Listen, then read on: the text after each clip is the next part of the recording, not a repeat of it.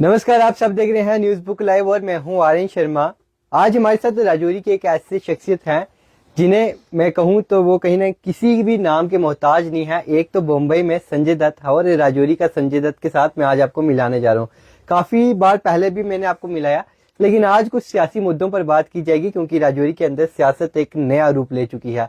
संजय दत्त जी एक पुराने सियासी खिलाड़ी हैं, भारतीय जनता पार्टी के साथ इनका ताल्लुक है और जानते हैं कि संजय जी क्या कुछ बताना चाहेंगे। आज आप स्पेशल इंटरव्यू देने के लिए आए थे, तो क्या कुछ बोलना चाहोगे सियासत को लेकर? नमस्कार शर्मा साहब, आपके पास जब आता हूं मैं कुछ बोलने के लिए या आप मेरे पास आते हो कुछ मेरे से लेने के लिए, तो मैं यही बताता हूं जो हमारी राजौरी की मौके की परिस्थिति होती है। आपने ठीक बोला कि एक संजय दत्त अभिनेता हैं तो एक संजय दत्त नेता हैं, इसमें कोई शक वाली बात नहीं। इस भारत देश के अंदर एक अपने हीरो संजय दत्त जी हैं और मैं नेता हूं। मैं राजौरी के हीरो संजय दत्त आप हो। मैं राजौरी का नेता हूं, भारतीय जनता पार्टी से मेरी पहचान है। तो मैं हमेशा वही काम करता हूं जो जनता के हित के होते हैं, जो जनता जिस पे खुश रहती है, जो एक नेता को करना चाहिए, मैं वही काम करता हूं। पहली बात तो ये है मेरी कि ये कांग्रेस जो पार्टी है ये किस प्रकार की बयानबाजी कर रही है। मैं इस कांग्रेस पार्टी को ये कह देना चाहता हूं कि हम भारतीय जनता पार्टी के सिपाही हैं। हम 24/7 पार्टी के काम करते हैं। हम कुर्सी के लिए नहीं तड़पते, हम काम के लिए तड़पते हैं। हम जनता के बीच रहते हैं। किस प्रकार की ये लोग सियासत कर रहे हैं, ये किससे प्रश्न कर रहे हैं, इनको ये नहीं पता कि हम सियासतदान, आप लोग कहते हैं आप सियासतदान हैं, हम कहते हैं कि हमने पार्टी के अंदर, हमें जो पार्टी ने सिखाया है लोगों का काम करना, पार्टी का काम करना, जो कानून के दायरे में रहते हैं जो काम उनको देखना, ना कि किसी किस्म की कोई बयानबाजी करनी। लेकिन इनकी जितनी बयानबाजी हैं इनको मैं बर्दाश्त नहीं करूंगा, क्योंकि मेरी एक ही पार्टी है, भारतीय जनता पार्टी। भारतीय जनता पार्टी का एक एक कार्यकर्ता हर वक्त ईमानदारी, देशभक्ति, तिरंगे की बात करता है, डेवलपमेंट की बात करता है। इस राजौरी के अंदर अगर किसी ने डेवलपमेंट की है या किसी ने बताया है कि एक चेयर, जिसको मुझे लगता है कि राजौरी के कई लोगों को भी ये नहीं पता था, मुझे भी नहीं पता होता था कि एमएलसी जो चेयर होती है क्या होती है, किसी को नहीं पता था, मुझे भी नहीं पता था। मैं खुद आज मीडिया के ऊपर बोल रहा हूं। ये माननीय आदरणीय विनोद गुप्ता साहब जब पार्टी ने इनको एमएलसी बनाया तो इन्होंने बताया कि एमएलसी क्या होता है। हमारे शहर को इन्होंने जिंदा किया हुआ है। इस शहर के दोनों तरफ नदी है, वो नदी के किनारे किनारे इन्होंने जो रोड बनाई है और आज जितनी डेवलपमेंट हुई है ये सिर्फ विनोद गुप्ता साहब की डेवलपमेंट है। इन्होंने डेवलपमेंट करवाई है, इन्होंने ये काम लाए हैं। आज एमएलए साहब कह रहे हैं कि मैं यहाँ पे ये पुल ले आया हूं, ये रोड ले आया हूं। आप अपना काम, आप काम लेकर आओ, फिर काम गिनवाओ। ये राजौरी जी की जो जनता है जो जानती है ये सारे काम पुराने हैं, ये विनोद गुप्ता साहब ने लाए हैं एज एमएलसी। आप जब काम लाओगे आप उसके काम गिनाना तो फिर लोग मानेंगे। ये काम सिर्फ राजौरी के अंदर जो सर्कुलर रोड बनी है ये माननीय विनोद गुप्ता साहब ने दी है, ये उनके दी हुई रोड है। ये जो अभी जो काम लगे हैं इसके ऊपर जो टेंडर हुए हैं ये हमारे एलजी साहब ने, विनोद जी जब एमएलसी थे इन्होंने पूरी फाउंडेशन बनाई, चारों तरफ रोड बनाई। अगर जब एमएलसी हट गए, अगर फंड जो रुक गए, उसके बाद फंड तो नहीं आएंगे। जब एमएलसी नहीं रहे तो एलजी साहब ने ये फंड रिलीज विनोद गुप्ता साहब के कारण, भारतीय जनता पार्टी के कारण ये उन्होंने फंड दिए ताकि ये जो रोड है ये पूरी कंप्लीट हो जाए। ये विनोद गुप्ता साहब की मेहनत है, क्योंकि विनोद गुप्ता साहब हारे हैं थोड़े से वोटों से, लेकिन लोग कहते हैं हारे, मैं उनको हारा नहीं मानता। 27,500 वोट अकेले लेना और बाकी ये जो एमएलए हैं ये सभी पार्टियों ने इनको वोट दिए ना। तीन चार पार्टियां जो तीन चार जो पार्टियां थी मिलकर उन्होंने वोट दिए तो जीत गए। तो एक विनोद गुप्ता जी अकेले 27,500, अगर हम बात करें ये यहाँ के एमएलए साहब की, अगर एक पार्टी से, मुझे लगता है कि इनको अगर कांग्रेस से वोट मिला तो सिर्फ 9-10 हजार वोट मिला इनको अकेले। पीडीपी का वोट आया, एनसी का वोट आया और जो लोग चुनाव लड़ रहे हैं उन लोगों का वोट आया। तो विनोद गुप्ता जी ने अकेले भारतीय जनता पार्टी के नाम पे इनको वोट दिया। इनको हिंदू भाई, मुस्लिम भाई, सिख भाई, ईसाई भाई सब ने वोट दिया। तब जाके 27,500 वोट एक अकेले लोग, क्योंकि ये एक लाइक लीडर है और राजौरी की जनता इनको जानती थी, क्योंकि ये जन्म से ही इनके अंदर तड़प थी कि मुझे कुछ बनना है। जब ये स्टूडेंट थे तब भी ये एक संगठन का काम करते थे, वहां पे ये फिर जब ये LLB करने के लिए गए, वकील साहब बनकर आए और इन्होंने आते ही जब चुनाव लड़ा, इनके अंदर एक तड़प थी कि मुझे यहाँ से MLA बनना है। इन्होंने बन के बताया 27,500 बोले नहीं, MLA होता है, कम नहीं होता है। एज ए लीगल MLA तो अभी इफ्तिकार अहमद ही है। वो बात ठीक है, मैं नहीं वो कह रहा, लेकिन काम जो विबोध गुप्ता साहब के काम में बोल रहे हैं ना, आज सर्कल रोड बोल रही है, आप जितने भी पुल बने हैं ये विबोध गुप्ता जी की देन है, जितने भी फाउंडेशन बने हैं ये विबोध गुप्ता जी की देन है, जितने भी गांव के अंदर डेवलपमेंट हुई है। पहले एक सुख होता था, दुख होता था, इंसान को सोचना पड़ता था हम कैसे जाएंगे। ये विबोध गुप्ता जी MLC बने, इन्होंने रोडों का जाल बिछा दिए, क्योंकि इनको पता था कि काम कैसे करने हैं, कैसे करवाने हैं।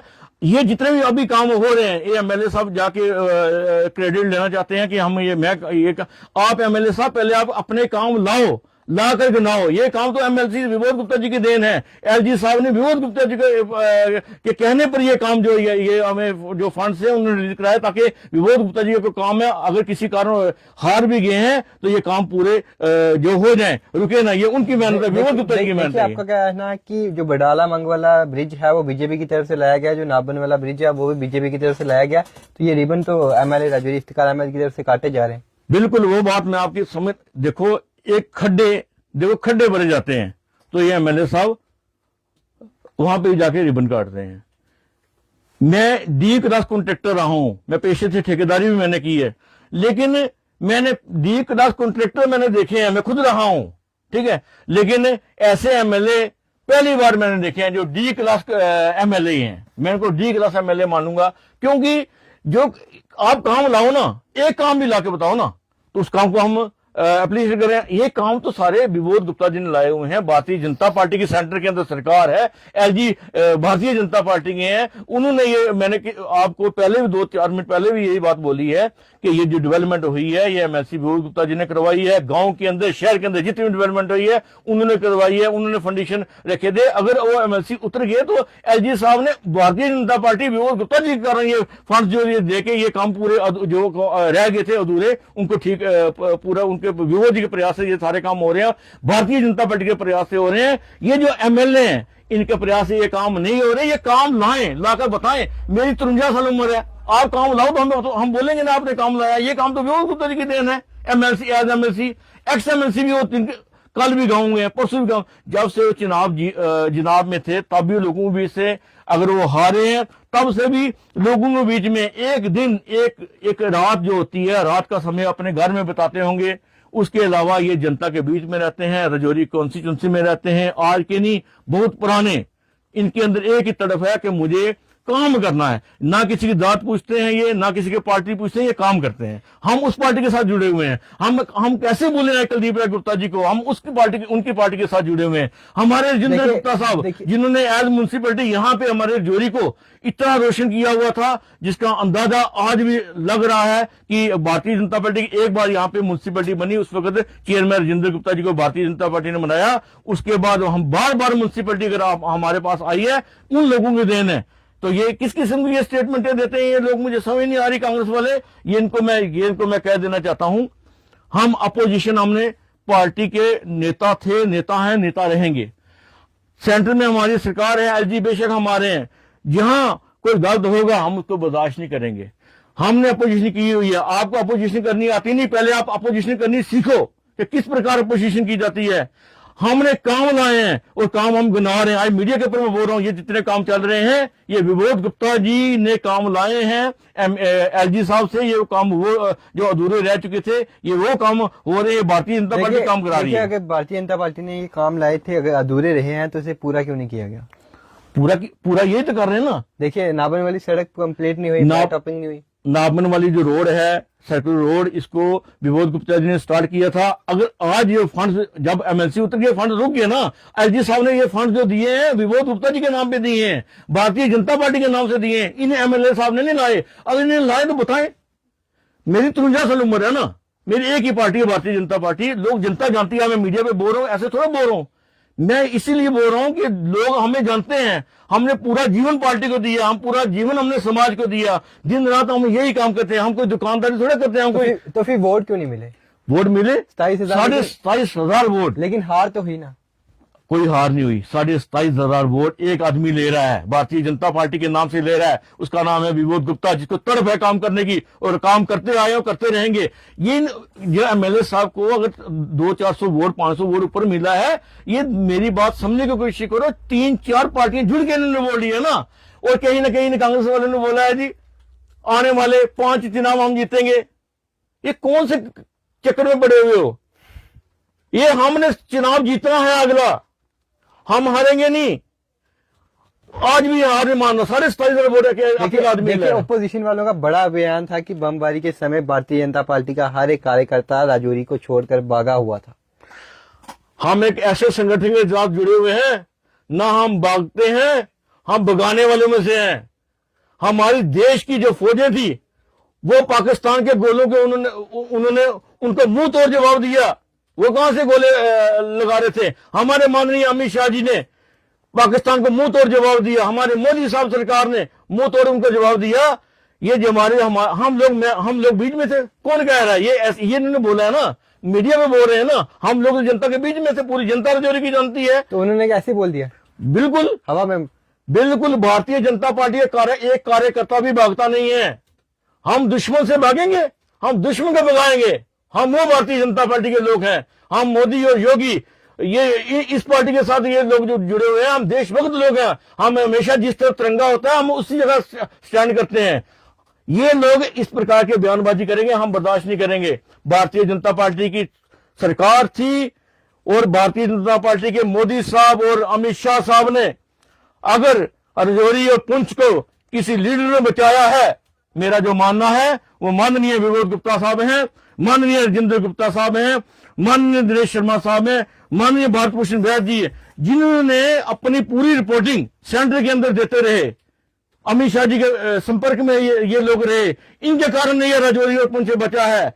इन लोगों के कारण ये भारतीय जनता पार्टी के हमारे बड़े लीडर हैं, इनके सहारे ये राजौरी और पुंछ बचा है। ये भारतीय जनता पार्टी का काम है। भारतीय जनता पार्टी हमेशा संघर्ष करती है। भारतीय जनता पार्टी का एक एक कार्यकर्ता ये बोल रहे भागे, हम नहीं भागते, हम भगाने वाले उसमें हैं, भागने वाले में हम नहीं है। लेकिन बयान तो उन्होंने ये दिया है कि भारतीय जनता पार्टी के जितने भी कार्यकर्ता थे वो भाग चुके थे।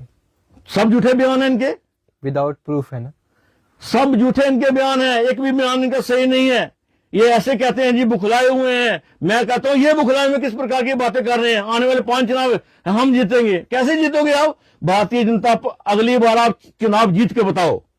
चैलेंज है, मेरा चैलेंज है, मेरा चैलेंज है, अगली बार ये जीत के बताएं। 3-4 पार्टियां जुड़ी तो इसलिए इन्होंने चुनाव देखो 27,500 इतने वोट मेरी राजौरी की जनता ने दिए।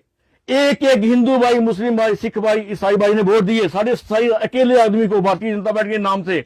और एक आदमी इस कारनामे को वोट मिला अगर 28,000 तो वोट कितने लोगों ने? 3-4 लोग मिलके, 3 पार्टियां मिलके इन लोगों ने वोट इकट्ठे किए। तो अगली बार ऐसा तो होने वाला नहीं है। अगली बार सब चुनाव लड़ेंगे, भारतीय जनता पार्टी जीतेगी। विबोध गुप्ता 27,500 वोट जो लिए हैं उन्हीं की जो पार्टी है भारतीय जनता पार्टी वो जीतेगी। पार्टी जिसको मर्जी टिकट दे, भारतीय जनता पार्टी का एक भी कैंडिडेट ऐसा नहीं होता जो कहता है कि मैं ये वो चुनाव लड़ा, वो नहीं चुनाव लड़ा।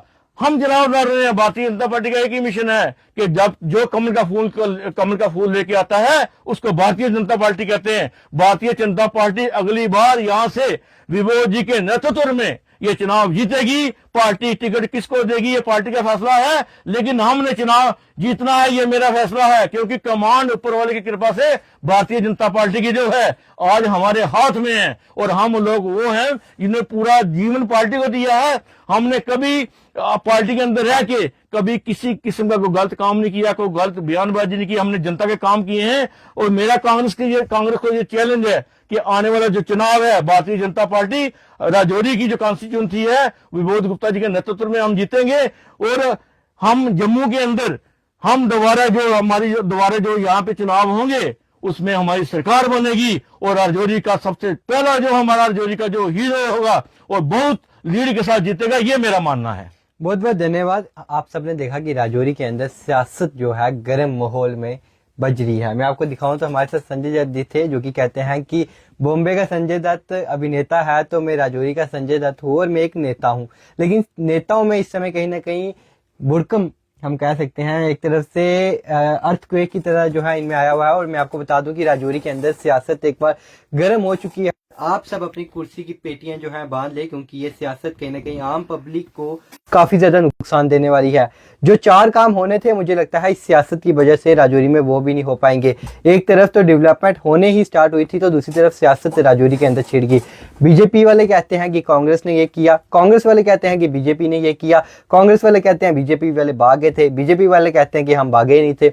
आखिरकार सियासत ये चलती है। आपको पता है कि सियासत पॉलिटिक्स क्या चीज है। हर एक इंसान और सियासी बंदे जो है हमारे साथ काफी ज्यादा पुराने, वो यहाँ बैठे हुए थे और गुस्सा आपने इनका देख ही लिया, क्योंकि अपनी पार्टी से काफी ज्यादा प्यार करते हैं और अपनी पार्टी के लिए कोई कहे तो ये सह भी नहीं पाएंगे। लेकिन सियासत में आपको एक बार फिर से बता दूं गर्म हो चुकी है और आप अपनी कुर्सियों की जो पेटियां हैं वो बांध ले, क्योंकि जो डेवलपमेंट राजौरी के अंदर होनी थी, मुझे लगता नहीं कि ये सियासी मुद्दे अगर ऐसे चलते रहे तो राजौरी का जो हम चाहते हैं कि राजौरी सोने की चिड़िया बने, वो नहीं बन पाएगी। इसलिए आप सब एक बार फिर से चौकन्ने रहिएगा। धन्यवाद।